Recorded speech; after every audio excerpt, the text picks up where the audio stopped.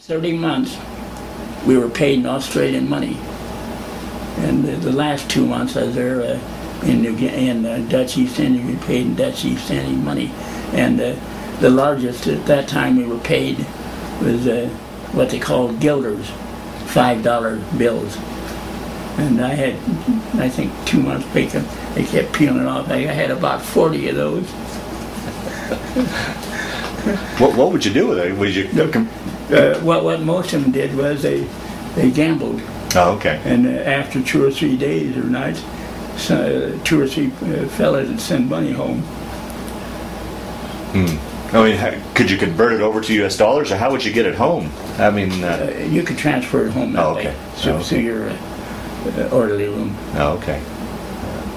So now you get transferred back to the States. You're down in Miami, and you declined to stay there because it reminded you of New Guinea. Where did you go then from Miami? Greenville, South Carolina Air Base, Okay. B-25 training base. Okay. And once again in communications, or were you? I was in statistics. They had 12 crews at a time in training for the B-25.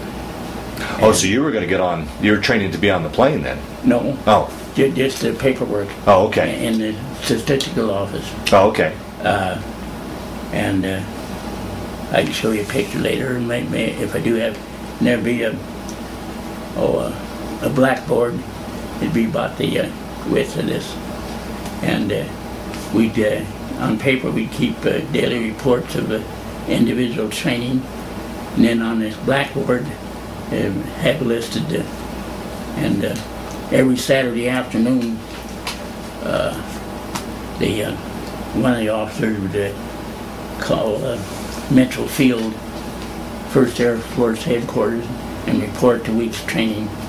And he'd look off that board and such, and he'd be on there for, or maybe 1 or 2 would be on there for an hour or 2 telling about the training. And so is that where you remained stationed through the war, or were you? Down to the rest of the war. Okay, okay. Do you remember when you first heard about VE Day and VJ Day, and was there a celebration there on the base? And I might say, while I was in the South Pacific, I was in the 5th Air Force, and when I was in Greenville, South Carolina, I was in the 3rd Air Force with the headquarters in Tampa, and then transferred as to the 1st Air Force, which was Mitchell Field, New York. But I didn't have to go to New York, and still remained in South Carolina. With VE Day, the news came through about a week before it was actually over. The next week later, in I think April, it was over with. And then with VJ Day,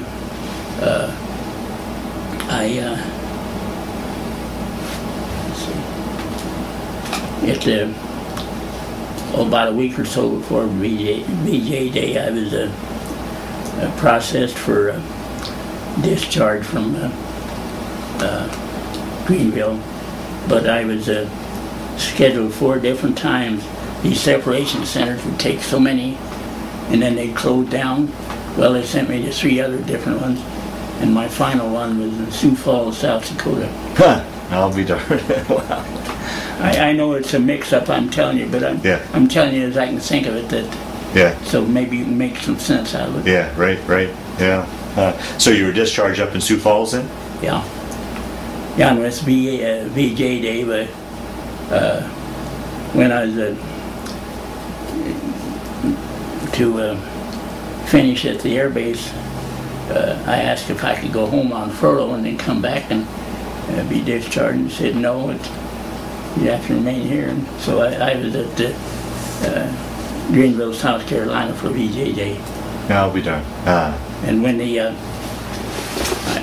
maybe I shouldn't backtrack so much. No, please do. At the time President Roosevelt died in Georgia, I was there at the depot when that plane came through, when the train came through. Oh, is that right? On the way back to D.C.? Yeah. Oh, with his body? Yeah. Is that right? Wow.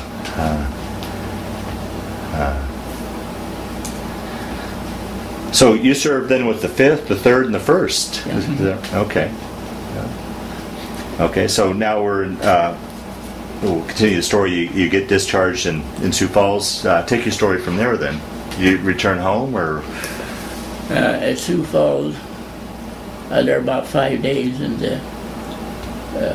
this one morning I would be discharged at it was each group there was 50 of us, and each day there they'd discharge 10 groups, 500 a day, and so I was discharged at Sioux Falls, and I wanted to come home. I was married at the time here, but I wanted to go home to my folks in Lincoln. Well, about all I could get out of Sioux Falls at the time was a bus at 5:30 in the afternoon. So I got on the bus, and here at midnight, Sioux City Highway, and I had to change buses there, and then to Omaha, and I had to change buses there to go to Lincoln. So I got home about 2:30 that morning. Oh boy. Well, let's back up. You said you were married. Back up and tell that story. How you met your wife and I met my wife while my folks were living here in Haxton in the 30s. And you met her here, and then you kept in touch after you guys moved away. After while I was stationed there in Greenville, South Carolina, I asked for a furlough. I came here, and we were married here in the corner. Oh, be done. And then you had to go back. She didn't go back with you. She just stayed here in Haxton. Yeah, because I was expecting to be discharged, because war was over with in Europe at the time. Okay. So you got back to Lincoln, saw your folks, and then eventually, how long did you stay there before you came back here to Haxton then, or where'd you go after? I was at home probably a week or so, and then came here, and then about a month or so we moved to Lincoln. Oh, you moved back to Lincoln? Yeah. Okay. There was something I probably should have told before this. When when I left the Dutch East Indies, my orders were to report to Angel Island in California. It's hard to believe that there is an Angel Island, and the Army had a fort on there during World War II. And I spent my 23rd birthday on Angel Island. And a lot of them may not believe me, but when we docked at San Francisco, we got on a ferry and went to Angel Island, and 3 days later got on the ferry and then to Oakland, and then to Denver, and furlough home. It must have been nice. How was that? How was the did you fly back when you took a ship back home? One of our pilots flew some of us from Dutch East Indies to Finch Haven, New Guinea, and then we got on a ship there and came back. And that year, there was 31 days in September. Oh, is that right? And going over in February, there was 27. So we gained that day back. I don't know how you're going to make anything out of that, the way I'm telling you. Yeah. And was that a direct shot back home, or did you guys stop anywhere along the way when you? And any worries there as far as Japanese subs? Or any problems with that? Okay. Yeah. Now this little island in the Dutch East Indies, it was 80 miles north of the equator. And it was hot in the daytime, but the nights weren't bad. Wow. Now I know the Navy goes through that ceremony when you cross the equator. I think it's called a polywog, or did you guys have to go through any of that, or did? No. Oh, okay. Yeah. That must have been nice after being in those conditions to be back in civilization, back in the States again. Yeah. And through the years, I've always had guys that talked about cravings they had that they missed from home. Anything that you remember having a craving for once you got back to the States? Not that I can think of it. Well, the 10 days I spent in Miami Beach, but there in the cafeteria, they had cases of quarts of milk. It came in bottles, and you could have all the milk you wanted to drink. They're trying to build you up, I guess. Yeah. After all that time with the powdered stuff overseas, Mm-hmm. Yeah. As to the malaria,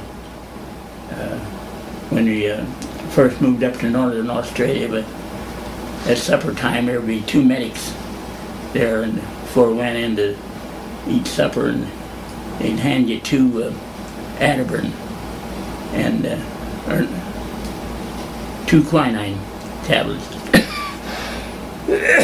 and they'd see to it that you took that. Well, after a year, we went out of quinine because the Japs had the area countered there, so they changed to Ativan, little tablets.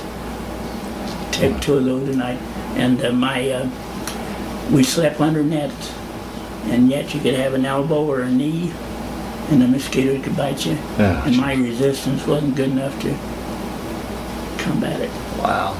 How do you think you made it through that time period? I mean, you probably weren't eating the best. Your sleeping conditions weren't the best. The weather conditions weren't the best. I mean, any of those would and then you got malaria. Yeah. Any of those would knock a man down. But all that under the stress of war. How do you think you functioned and made it through that period? Do you? I wonder how.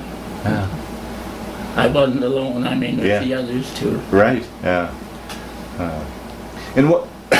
Being on those isolated bases, what would you guys do for entertainment when you weren't on duty? I mean, how would you pass the time away? Playing cards, or some of the places we'd have an outdoor movie.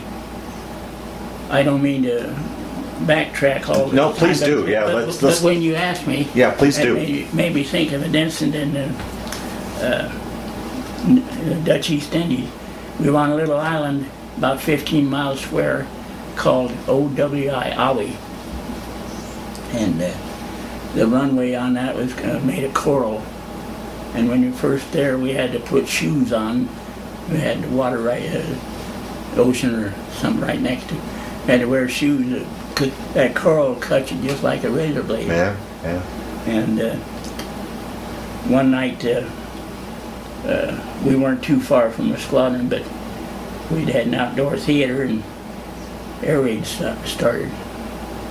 There wasn't anywhere for a lot of us to go. We couldn't get back to squadron. So 4 of us crawled under an army truck. Wow. Jeez. That must have been frightening. I can't imagine what it was like to be in a bomb raid like that. I can understand why a lot of them on the battlefield suffered, but we did too from air raids. Right. But I can tell you about that first in Milne Bay. We didn't know when one of the Japs, like I tell you about, up in the tree. Yeah, right. Oh, jeez. Do you think, nowadays we know about the post-traumatic syndrome and such. Do you think you were affected by that at all? I mean, once you got back home, did you have memories of that, nightmares or anything along those lines? Did any of that? Some. Yeah. Talking about nightmares, to this day at times, when the gun is shot off, it's just natural that Yeah. And, Wow, 65 years later, and it's and still... sometimes a siren might remind you of that too. Wow. And how about your malaria? Has that bothered you through the years at all? Some. Yeah. I don't receive any compensation or pension, but I can have hospital care in a VA in Denver. Wow. So, in fact, 15 years ago today, in the VA in Denver, they took my right kidney out, had a tumor on it. And that was an effect from your warriors? No? No. Wow. Well, let's take your story then. Go ahead here. You got back with your wife. You guys moved to Nebraska. Let's talk post years now. What did you do once you got out of the service? Take your story from there. I went to work for my first steady job with American District Telegraph, fire alarms and burglar alarms. They didn't like on TV today. installed it in houses and such. This was just in businesses. Okay. And there in Lincoln, in the back part of Western Union, they were set up, and there were about 40 alarms on the wall. And whenever one of those went down, you had to go down and investigate. And we had permission to carry a 45 with us, and with banks or fur vaults and things like that, we could call the police to have come along with us. Wow. And after about 15 months of that, there wasn't any future to it in Lincoln except nights. So I quit, and a short while later I went to work for Safeway as a relief clerk. The office lady, she'd call in the morning, report to store so-and-so. Well, maybe at noon, report to another store. So then the store from half a day to 2 or 3 weeks. And each store would pay me, so I didn't have to worry about my pay. Towards the end there, they had 2 small stores and 8 large ones. And I was at one of the small ones, and they changed managers. And who showed up but the first one I worked for. Oh, is that right? And I didn't want to work for him. So that I wasn't fired, but that my career was Safeway. Oh, okay. Yeah. And then what'd you go on to do after that?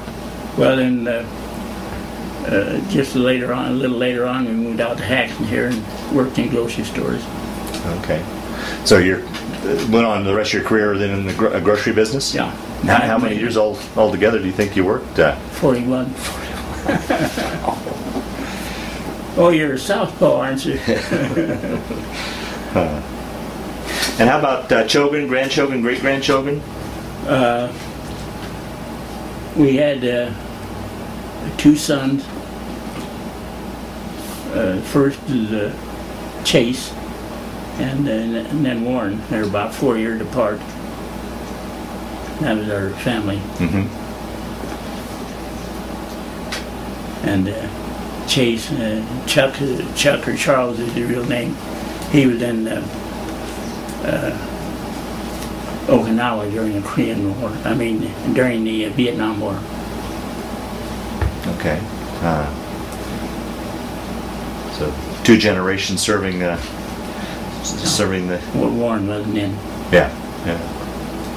And then how about any grandchildren, great-grandchildren? Well, let's see. 3 grandchildren.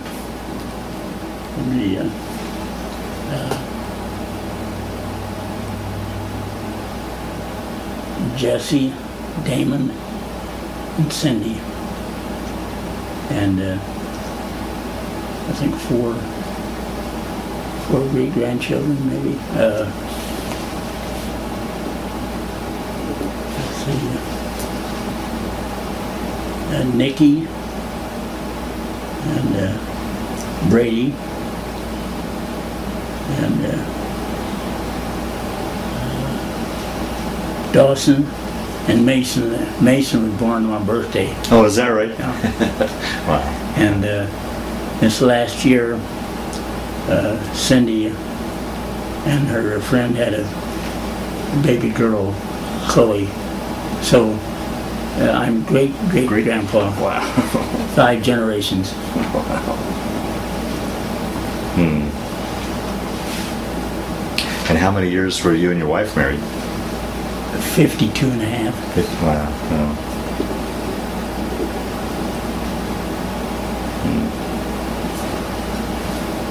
She had leukemia the last 4.5 years.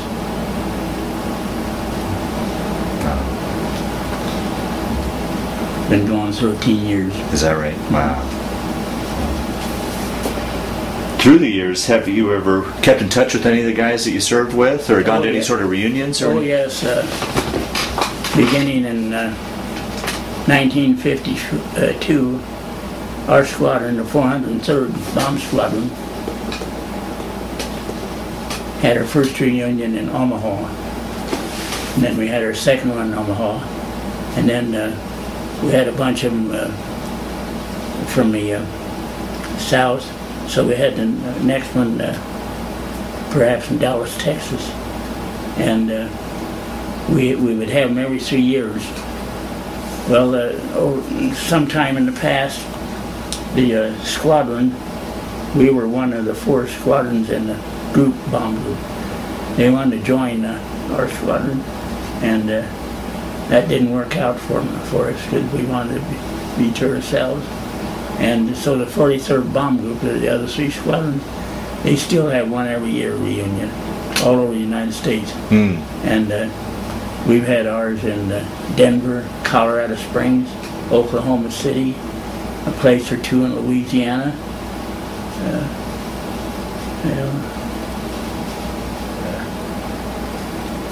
And then in Omaha a time or 2 again.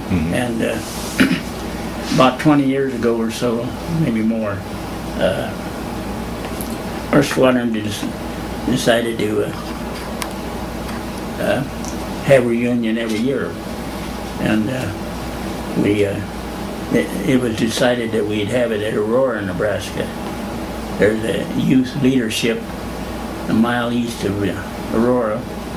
They have 2 buildings just like motels, and they cater to reunions and such. And so from that time on, the 2nd of September in each year we could have a reunion. We couldn't get any other time. And up until 5 years ago, there was only 3 of us that put in our reservations and time, so they canceled it. Oh, wow. And what funds we had, we donated to the Leadership Youth Center there. And so the last one was 5 years ago then? Yeah, of our squadron. Yeah. But like I say, with the group, they still continue to have them.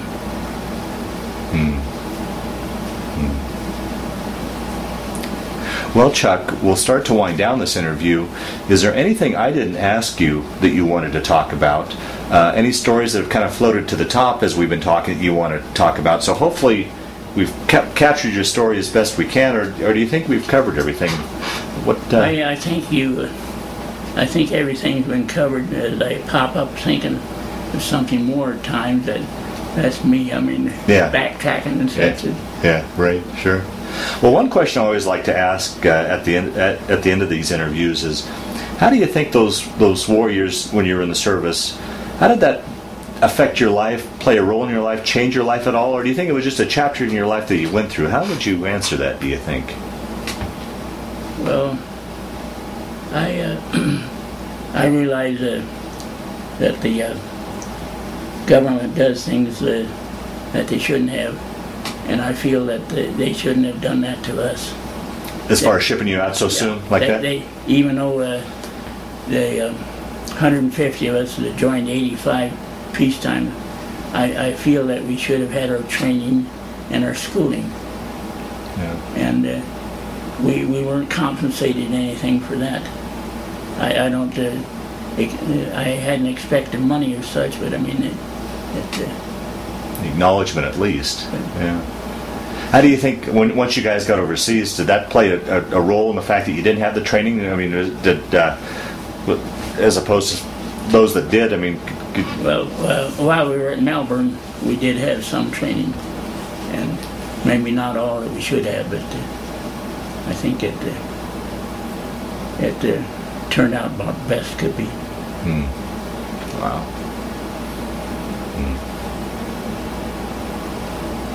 Well, Chuck, I want to thank you for sitting down to tell your story today, but more importantly, I want to thank you for your service to our country. And I want to thank you for coming and taking down what you can make out of it. It was my honor. Thank you.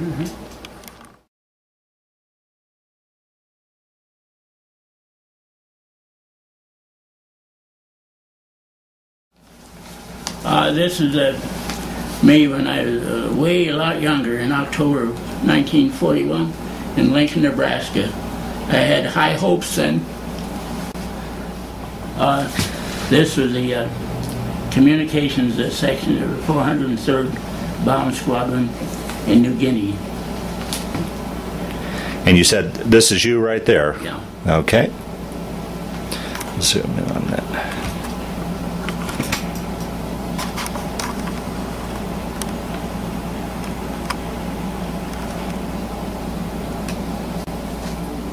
This is a picture of myself and some of the ones in the Australian Army and Australian Air Force taken on top of the newspaper building in Melbourne, Australia in April 1942.